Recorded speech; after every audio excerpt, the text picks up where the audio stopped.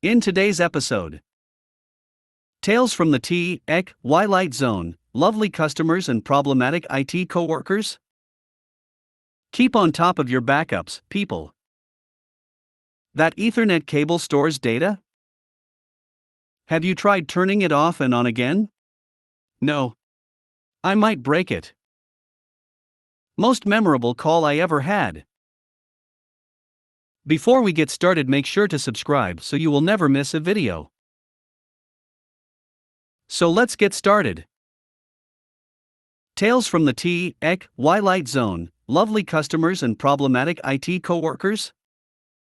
I recently started a position as a NOC engineer with a new company, and it's going swimmingly.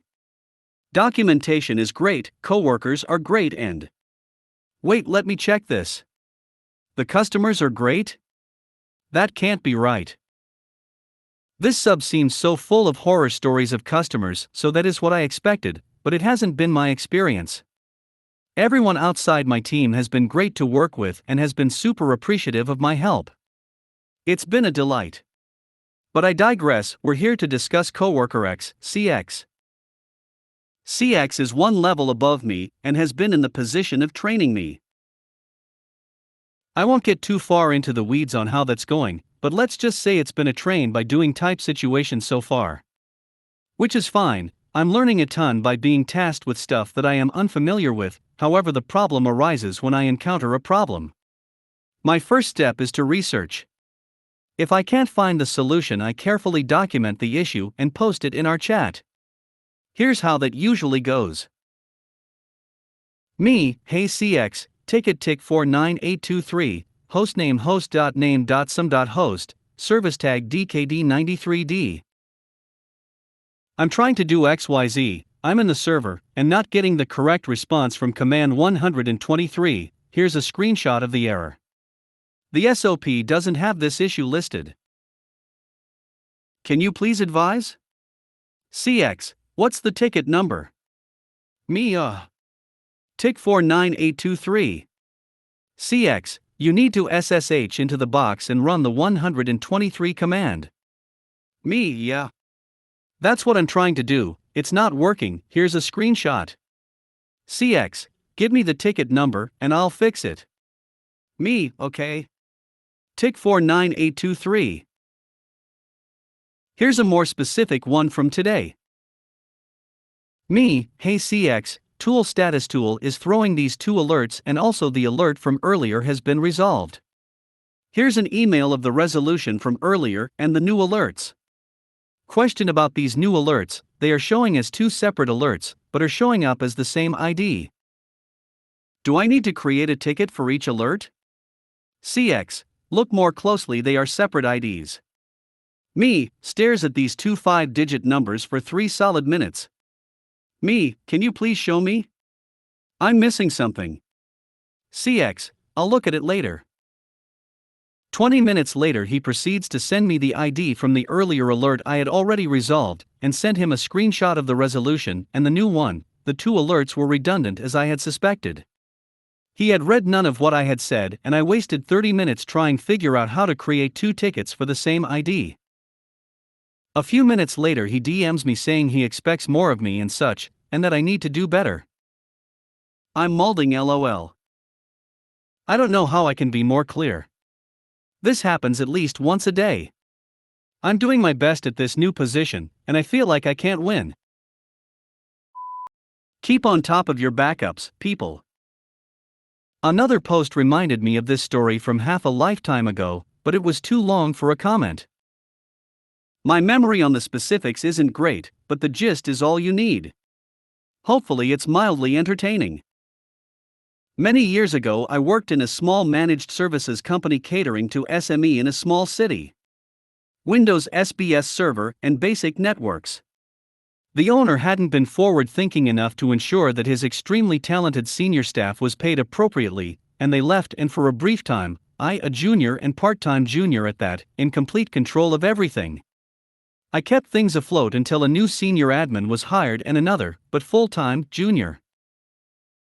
Something that I was grateful to hand over to the new senior was the old tape backup system, and its nightly backups with appropriate weekly rotation, off-site weekly backup and extremely finicky software.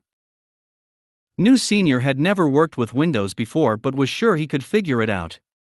He could NT, and it was up to us juniors to figure out most of the issues, but he kept the backups isolated to himself, and we always trusted that he was actually making sure they were completing properly.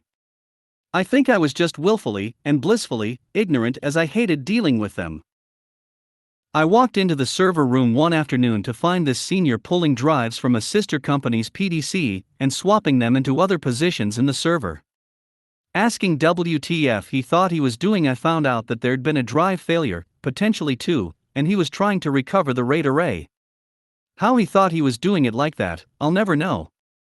I told him we should just call our local tech wholesaler for new drives and restore from the previous night's backup, as by now, the array would be totally cooked. This was about 2 p.m.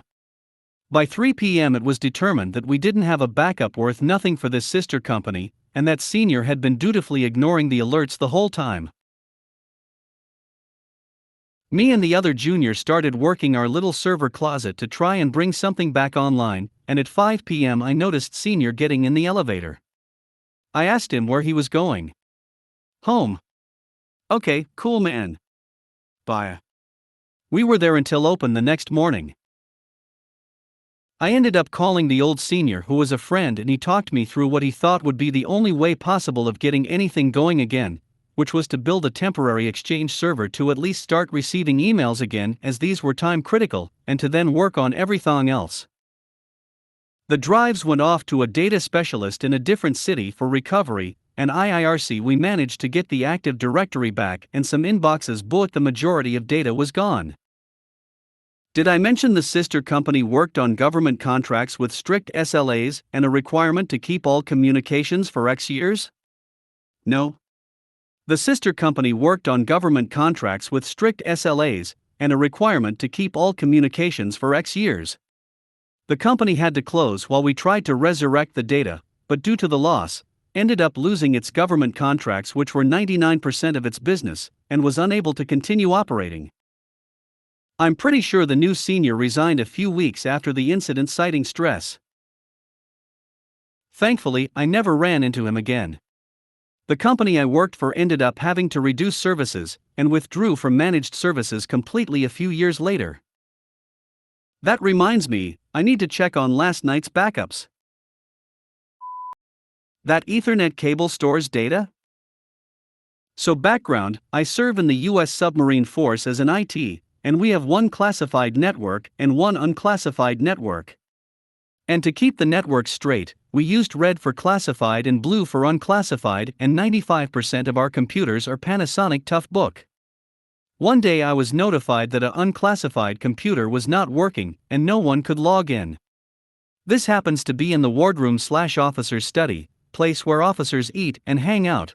Well, as I entered and did some simple checks, I pulled the cable off the classified laptop and out of the jack and plugged it in for the unclassified laptop. An officer, grant you these are college graduate and nuclear trained leaders, yelled at me that I could not use the red cable on the unclassified network. I looked at him puzzled. What do you mean? He returned with, there is still classified data in that cable, and you are going to have a classified data spill on the unclassified network. I face-palmed and said I am the expert in this field, and I am not doing anything wrong. He left and told my department head, DH. When DH came in the room and asked what I was doing, I pointed that I was seeing if the cable was bad. Cable tester was being used by one of my techs, and just borrowed the classified cable and plugged it into the unclassified network. My DH looked at the other officer and told them let me be, because I am the systems matter expert. My DH had a double master's in computer engineering and in mathematics, and helped me shut down stupid officers on a regular basis. Have you tried turning it off and on again? No. I might break it. Background, I work as sysadmin/TSUP in a social facility. We also have some workshops in one of our places. And there this issue occurred. Just came to work, just booted up my PC. My supervisor, SV, came in. SV, do we have internet? Me, connects to server yes. SV, workshop office doesn't. Could you check please? Went down to the workshop building which luckily was next to my office. Me, good internet y'all. Heard your morning is down? Workshop colleague, WC finally. Did the first default questions with him. Me, have you tried turning the router off and on again? WC, of course not. For God's sake, I might break something. Background info, WC is a gamer. Me, pulls the plug 21, 22, 23.